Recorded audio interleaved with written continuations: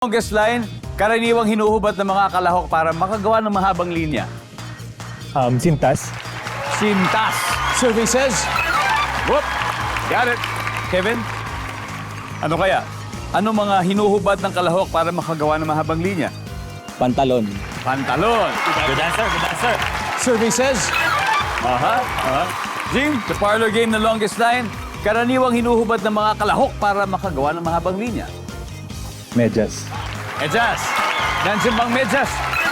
Mukhang marami na kayong nalarong longest line. Rich Rochmond, ano pa? Ano pang pwede mo i-contribute para humaba yung linya? T-shirt.